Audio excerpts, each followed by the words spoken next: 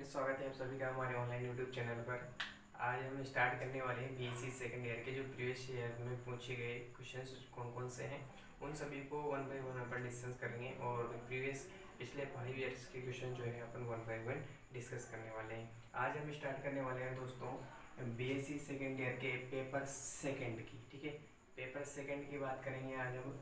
Paper second में unit first की, ठीक है, पेपर सेकेंड में यूनिट फर्स्ट की अपन बात करेंगे और ये बीएससी सेकेंड ईयर के अपन बात कर रहे हैं बीएससी सेकेंड ईयर के मैथमेटिक्स के पेपर सेकेंड की। ठीक है, पेपर सेकेंड की मैं बात कर रहा हूँ और यूनिट फर्स्ट की। ठीक है, पेपर सेकेंड के यूनिट फर्स्ट की बात करूँगा, यूनिट फर्स्ट के बाद यूनिट सेकेंड की बात करूँगा, यूनिट सेकेंड के बाद थर्ड फोर्थ और फिफ्थ 5 यूनिट्स होती हैं, उन 5 यूनिट्स की मैं बात करूँगा वन बाय वन।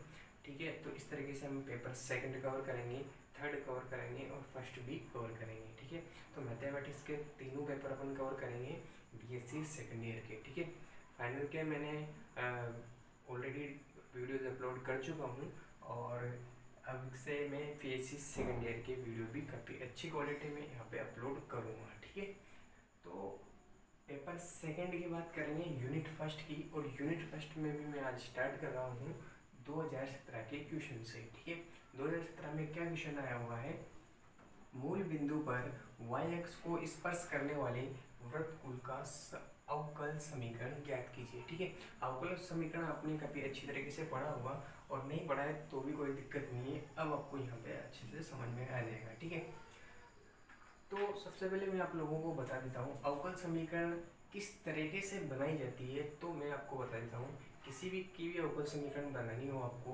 उस समीकरण को सबसे पहले आप देखिए कि उसमें स्वच्छ अचर कितने हैं। जितने स्वच्छ अचर हैं उतनी ही बार उसका अवकल कर दीजिए, यानी कि अवकलन कर दीजिए, तो आपको अवकल समीकरण मिल जाएगी। तो वही प्रोसेस अपन इसमें अप्लाई करने वाले हैं। तो क्या है, इसमें वृत्त के कुल का अवकल समीकरण निकालना है, यानी कि सिंपल सी बात है, इसमें कोई इक्वेशन आपको नहीं दे रखी है फिर भी आपको अवकल समीकरण लानी है। ठीक है, तो चूँकि हम जानते हैं कि वृत्त की जो है व्यापक समीकरण क्या होती है वो आप लोगों को पता है, और अपन शुरू से देखते आ रहे हैं कि वृत्त का जो समीकरण होता है उसका व्यापक फॉर्म क्या होता है। ठीक है, तो उस व्यापक समीकरण का इस्तेमाल करके हम देखेंगे कि वहाँ पर कितने वेरिएबल्स हैं, जितने ज़्यादा वेरिएबल्स नहीं, कांस्टेंट, आर्बिट्री कांस्टेंट, यानी कि स्वच्छ अचर कितने हैं। ठीक है, जितने स्वच्छ अचर होंगे हमारे समीकरण में उतनी बार हम उसका क्या करेंगे, अवकलन कर देंगे, और अवकलन करने के बाद हमें अवकल समीकरण मिल जाएगी। देखिए, आप देखेंगे तो आपको बहुत अच्छी तरीके से समझ में आएगा। सबसे पहले मैं आप लोगों को क्वेश्चन बहुत बेहतर तरीके से समझाऊंगा कि क्वेश्चन में क्या कहा गया है। ठीक है, तो सबसे पहले जो कहा गया है मैं इसको यहाँ पे ड्रॉ करके बता देता हूँ। ठीक है, ताकि आपके माइंड में पिक्चर सेट हो जाए। मूल बिंदु पर y अक्ष को स्पर्श करने वाली वृत्त। ठीक है, मूल बिंदु पर y अक्ष को स्पर्श करने वाले वृत्त, तो ऐसा वृत्त हमें खींचना पड़ेगा जो y अक्ष को क्या करता हो, स्पर्श करता हो, लेकिन कहाँ पर, मूल बिंदु पर। देखिए,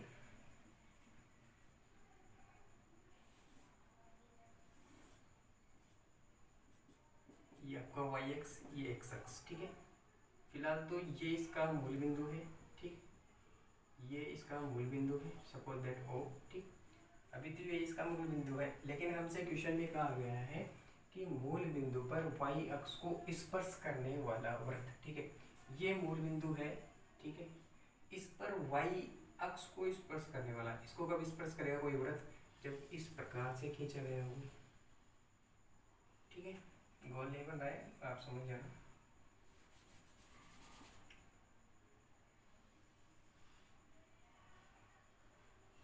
ठीक है, तो ये वृत्त है, ये वृत्त है, सपोज दैट ये यहाँ से यहाँ तक की दूरी a है। ठीक है, ये इसका केंद्र बिंदु मान लेते हैं अपन। ठीक है, तो आप देखिए ये वृत्त जो है, ये वृत्त इस y अक्ष को स्पर्श कर रहा है, नहीं कर रहा, यहाँ पर स्पर्श कर रहा है ये वृत्त इस y अक्ष को, और ये कौन सा बिंदु है जहाँ पर ये y अक्ष को स्पर्श कर रहा है, मूल बिंदु। और यही हमसे क्वेश्चन में कहा गया है कि मूल बिंदु पर y अक्ष को स्पर्श करने वाले वृत्त के कुल का अवकल समीकरण। ठीक है, तो ये y अक्ष है, इसको स्पर्श करने वाला ये वृत्त है। अब इसका समीकरण हमें अवकल समीकरण हमें निकालना है। ठीक है, तो सबसे पहले हमने यहाँ पे देख लिया कि ये y अक्ष को स्पर्श कर रहा है, इसका मतलब ये इस तरीके से खींचा जाएगा। ठीक है, इस तरीके से खींचा जाएगा तो इसका मूल बिंदु जो क्या हो जाएगा, इसका केंद्र बिंदु क्या हो जाएगा इस वृत्त का। तो यहाँ से देखिए हम यहाँ से यहाँ तक कि x की डिस्टेंस कितनी है a और y की यहाँ पर कितनी हो जाएगी, x अक्ष पर 0। ठीक है, तो इसके कोऑर्डिनेट क्या हो गए, इस केंद्र के, इस वृत्त के केंद्र के कोऑर्डिनेट क्या हो गए, a,0। ठीक है, चलिए अब मैं आपको हम जानते हैं कि वृत्त का व्यापक समीकरण क्या होता है। चूंकि वृत्त का व्यापक समीकरण क्या होता है दोस्तों, व्यापक समीकरण का फॉर्मूला होता है x माइनस x1 का square plus y minus y1 का square equals to r square. ठीक है, जहाँ r क्या होती है, त्रिज्या होती है, और जहाँ x1 और y1 क्या होते हैं, जो भी आप वृत्त है जिसका समीकरण लिख रहे हैं उसके क्या होते हैं, ये मूल बिंदु यानी कि केंद्र बिंदु के निर्देशांक। ठीक है, सपोज दैट जैसे यहाँ पर ये इसका क्या है, केंद्र बिंदु है, तो इसके निर्देशांक होंगे x1 y1। ठीक है, x1 y1। ठीक है, x1 y1 की जगह पर यहाँ कौन सी ओरिजिनल वैल्यू है, a,0, यानी कि x1 की जगह पर a है और y1 की जगह पर 0 है, वही हम इसमें पुट करेंगे। ठीक है, तो लेट्स पुट कीजिए इसमें तो यहाँ पर बिंदु आपको नज़र आ रहा होगा, तो बिंदु लिख देता हूँ यहाँ पे, बिंदु a,0 वृत्त का केंद्र होगा। ठीक है, सो इसलिए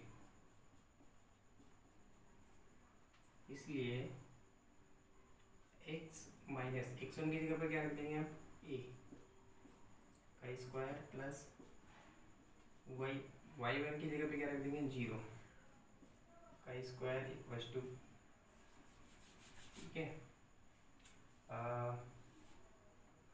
उधर देखिए r की जो वैल्यू क्या है, r यानी कि त्रिज्या की वैल्यू क्या है यहाँ पर a, तो ये हो जाएगा a स्क्वायर। ठीक है, त्रिज्या कितनी है इस वृत्त की, a, ये इसकी त्रिज्या हो जाएगी दोस्तों, ये इसकी त्रिज्या है, तो ये यहाँ से यहाँ तक की दूरी कितनी है, a, तो ये इसकी त्रिज्या है a इस वृत्त की, तो a की जगह पे मैंने रख दिया, सॉरी r की जगह पे रख दिया a। ठीक है, ना उसको सिंप्लीफाई कर लेते हैं अपना अब, तो इसका होल स्क्वायर खोलेंगे तो क्या हो जाएगा, X square plus a square minus 2ax। ठीक, प्लस इसका तो y स्क्वायर हो जाएगा क्योंकि 0 का कुछ होगा नहीं, इक्वल्स टू a स्क्वायर। ठीक, इस a स्क्वायर से ये a स्क्वायर कैंसिल आउट हो जाएगा। ठीक है, इधर क्या बच गया, X square minus 2ax plus y square equals to 0। ठीक है, ये y स्क्वायर। नाउ मैं क्या करूँगा, इस 2ax को उधर भेज देता हूँ, तो X square plus Y square equals to 2ax हो जाएगा। ठीक है, इसको मैं नाम दे देता हूँ समीकरण नंबर 1। ठीक, ये हमें समीकरण प्राप्त हुई है। ठीक है, कैसी समीकरण प्राप्त हुई है हमें, जैसा हमें क्वेश्चन में कहा गया था वैसा हमने ड्रॉ किया है। उसको ड्रॉ करने के बाद जो हमें समीकरण मिली है वृत्त की समीकरण, ठीक है, वो वृत्त की समीकरण में हमने ड्रॉ करने के बाद जो केंद्र मिला है वृत्त का, उसकी वैल्यू यहाँ पे रखी। उसकी वैल्यू रखने के बाद उसको हल करके ये लाए हैं, इसको हल करके सिंप्लीफाई करके ये रूप लेके आए हैं। ठीक है, यानी कि ये वृत्त का समीकरण है। ठीक है, अब जैसा उसने क्वेश्चन में कहा था वैसा वृत्त का समीकरण तो मिल गया। ठीक है, दूसरी बात हमें क्या करना है कि हमें ऐसे वृत्त का अवकल समीकरण निकालना है। ठीक है, तो ऐसे वृत्त का हमें क्या निकालना है, अवकल समीकरण निकालना है। और अब अवकल समीकरण निकालने के लिए क्या करना पड़ता है वो सुनिए। इस समीकरण को आप ध्यान से देखिए, इसमें क्या लिखा हुआ है, X square plus Y square equals to 2ax। ठीक है, तो यहाँ पर देखिए एक्स स्क्वायर और वाई स्क्वायर तो वेरिएबल्स हैं यानी कि चर हैं, जबकि a एक कांस्टेंट है। और कांस्टेंट कितने आ रहे हैं यहाँ पर देखिए, ABCD वगैरह तो ए क्या आ रहा है, सिर्फ ए, यानी कि इस समीकरण का आपको एक बार अवकलन करना है। अवकलन करने के बाद जो भी वैल्यू आएगी आपको इसमें पुट कर देना, ठीक है। अवकलन करने के बाद आपको ए की वैल्यू निकालनी है और वो ए की वैल्यू इस समीकरण में पुट करनी है, जिससे आपका आंसर आ जाएगा, ठीक है। देखिए, आप देखेंगे तो आपको अच्छे से समझ में आएगा, ठीक है। तो मैंने क्या कहा कि जितने वेरिएबल होंगे, यानी कि सॉरी जितने कांस्टेंट होंगे, जितने अचर होंगे, जैसे यहाँ पर ए है, नाममात्र एक अचर है, तो एक बार अवकलन करेंगे, ठीक है। तो इस समीकरण एक का मैं एक बार अवकलन करूँगा, फिर उसके बाद आप आगे देखिए आगे का क्या प्रोसेस है। तो मैं समीकरण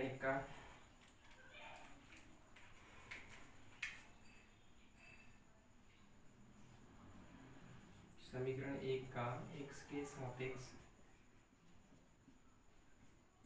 अवकलन करने पर, ठीक है।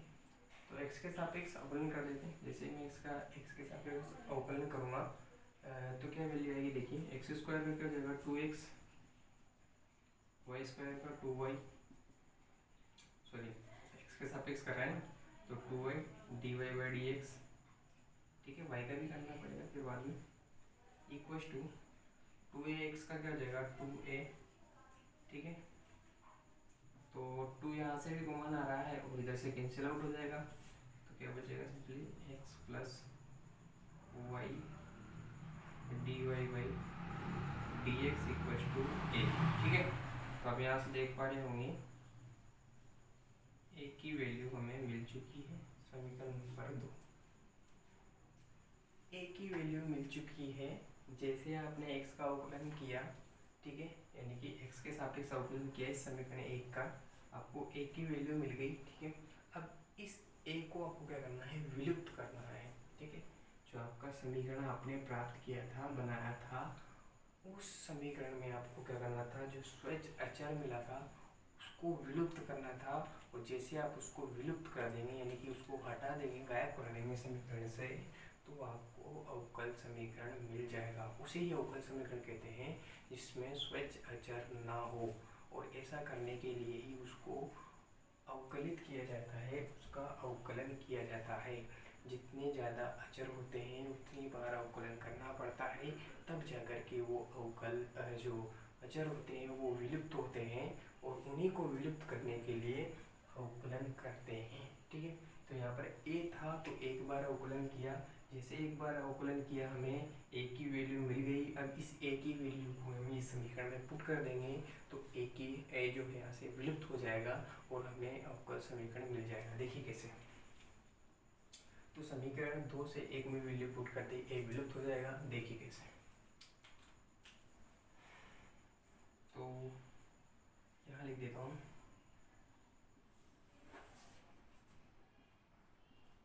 समीकरण 1 व 2 से, ठीक है। तो a की वैल्यू मैं इसमें पुट कर देता हूँ, तो यहाँ पे क्या हो जाएगा X square plus Y square, तो एज इट इज रह जाएगा ये, इक्वल्स टू 2 a की जगह पे रखना है 2ax है तो 2x तो रह जाएगा, और इस a की जगह पर क्या रखना है मुझे, ये वैल्यू, ठीक है। तो क्या वैल्यू है x प्लस वाई dy/dx, ये वैल्यू है, ठीक है। x प्लस वाई dy/dx, ठीक है। तो इसको सिंप्लीफाई करते हैं अपन, देखिए इक्वल्स टू 2x को मैं अंदर मल्टीप्लाई कर दूंगा तो यह हो जाएगा 2x स्क्वायर प्लस यह हो जाएगा 2xy dy/dx, ठीक। इधर क्या है X square plus Y square, ठीक है ना। अब आप देखिए इस एक्स स्क्वायर को उधर भेजूँगा, इस सारे टर्म्स को उधर भेज दूंगा, तो क्या हो जाएगा, देखिए इधर 2x स्क्वायर, इधर से एक्स स्क्वायर जाएगा तो माइनस का एक्स स्क्वायर हो जाएगा, 2x स्क्वायर में से एक्स स्क्वायर जाएगा तो सिर्फ एक एक्स स्क्वायर बच जाएगा, ये वाई स्क्वायर उधर जाएगा तो माइनस का हो जाएगा, माइनस वाई स्क्वायर। और इधर क्या बचा हुआ है बाकी 2xy dy/dx इक्वल टू कितना हो जाएगा 0। और यही आपका क्या है दोस्तों, फाइनल अवकल समीकरण, ठीक है। फाइनल वृत्त के कुल का अवकल समीकरण है, और यही आपका आंसर है। आंसर मैच कर लेना, क्वेश्चन नंबर 16 MCQ, ठीक है। फर्स्ट चैप्टर का फर्स्ट एक्सरसाइज का है। ये एक्सरसाइज में नहीं है, मतलब एक्सरसाइज के जो अलावा एमसीक्यू जो क्वेश्चन रहते हैं वहाँ से क्वेश्चन नंबर 16 है ये, और इसका सॉल्यूशन नहीं है, सिर्फ ऑप्शन में आपको आंसर मिलेगा। ऑप्शन नंबर बी देखिए, आपको ये आंसर यही मिलेगा, ठीक है। तो इस तरीके से व्रत के अवकल समीकरण निकाले जाते हैं, आयोग को पहले से भी आता होगा, ठीक है। तो इस तरीके से ये 2017 में जो क्वेश्चन है जो पूछा गया था आपके पेपर सेकंड के यूनिट फर्स्ट में, ठीक है।